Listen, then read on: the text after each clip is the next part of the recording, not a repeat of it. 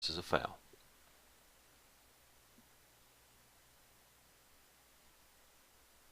The snapper.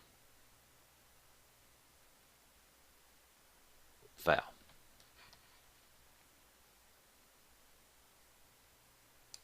The chin strap has been added to the face mask foul description so that it is illegal to grasp and pull the chin strap as well as the face mask or any other helmet opening. Earlier in this video we described the new definition of the tackle box as it relates to the passing game, the running game as far as horse collar tackles are concerned, and also the kicking game. We have some plays to illustrate the new rule that if a punter is outside the tackle box, then there can be no foul for roughing the kicker. We'll watch a few plays. Remember, the tackle box is bordered by the neutral zone, which is where the football is, and then 5 yards on either side of the football, all the way back to the end line of the kicking team. So let's watch this rugby style punter who takes a snap, runs outside the tackle box, punts the ball, and is contacted by a defender outside the tackle box. This is not a foul for roughing the kicker.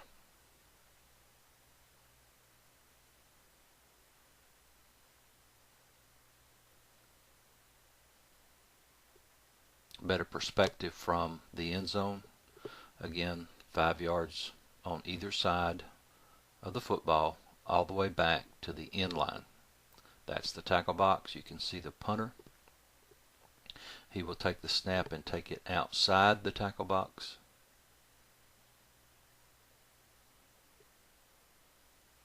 And punt it on the run. There's contact. No foul, because he's outside the tackle box.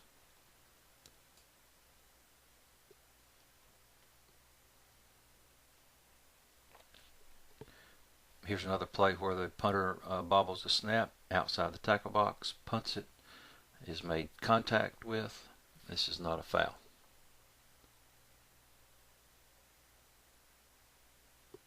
Remember, the tackle box is 5 yards on either side of the football. There.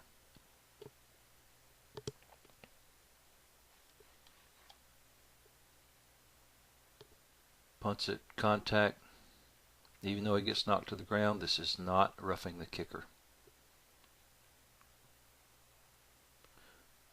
Here's another play. There's the football. There's 5 yards beyond it. And again, to illustrate this point, there is the offensive tackle. It has nothing to do with where the tackle is. The tackle box is defined as 5 yards on either side of the football. There's the punter running. He is a runner. There's doubt a kick will be made, and he is outside the tackle box when contact is made.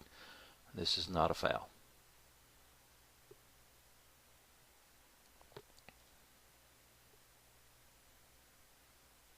This is a great illustration of why this is not a foul in the eyes of the Rules Committee. This punter had the capability of making a first down, and he punted the ball on the run. You could not expect the defender to hold off on him as he is running. No foul for roughing the kicker outside the tackle box. This section does not change a rule per se as the way the game is officiated on Saturday, but gives each conference the ability to offer sanctions if there is a mistake made, in that we either don't call a personal foul where we should have, or if we did call a personal foul and the conference office feels like the player should have been ejected, then we might take sanctions. This would be extremely rare, but the Rules Committee felt it important to have a vehicle in the rule book to facilitate this action if deemed necessary. In addition, the Rules Committee for the first time has actually provided video, and the Rules Committee voted unanimously that the players involved in the following plays should have been ejected from the game. In order to be ejected from a game for this type of hit, we must keep 3 things in mind. The offended player must be a defenseless player, such as a receiver after the pass is incomplete. It must also be an intentional hit to target the head-neck area of the offended player. And we have a launch by the player committing the foul. We'll take a look at some videos. Again, the Rules Committee has deemed that all of the players involved in these hits should have been ejected from the game.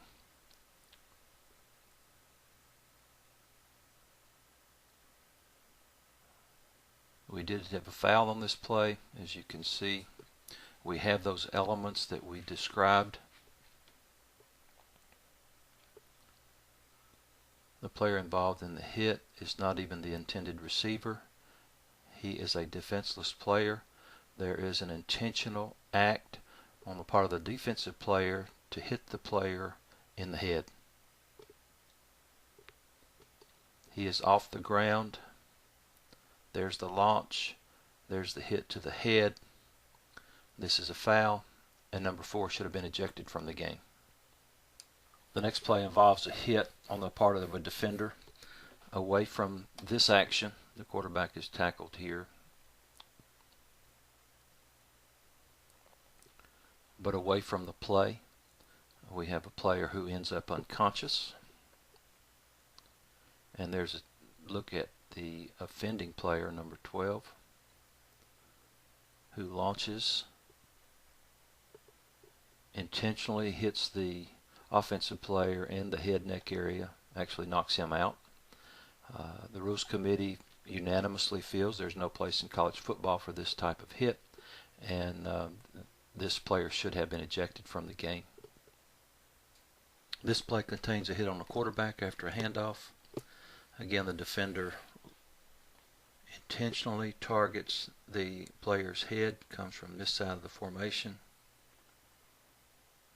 And there you can see the contact with the helmet, intentionally hitting the quarterback in the head. Rules Committee deems this player should have been ejected.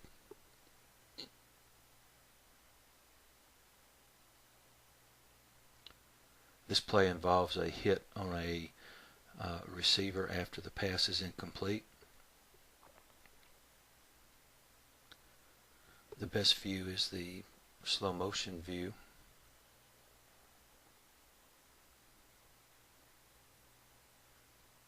.21 comes after the pass is incomplete. See the slow motion?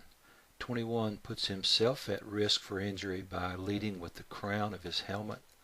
The Rules Committee deems this player should have been ejected. This editorial change does not constitute a rule change. In the past, it was a foul if the offense had fewer than 7 men on the line of scrimmage. In 2009, the description of that foul is changed to having no more than 4 in the backfield.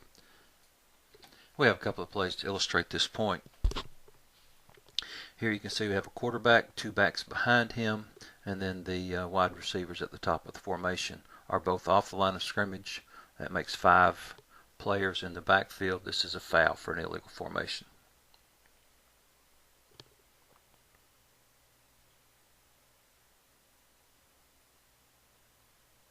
Here you can see a tackle who is not on the line of scrimmage, therefore he is in the backfield, making a total of 5. This is a foul for an illegal formation.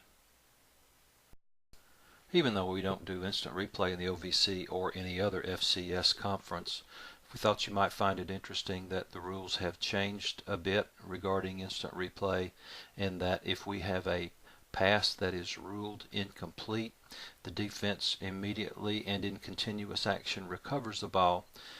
Replay may reverse our incomplete ruling if it is deemed the pass was actually a fumble, even though we blew our whistle.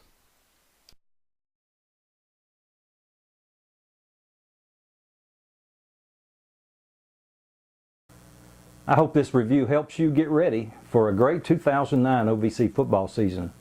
Be sure to follow your favorite OVC team each week on ovcsports.tv.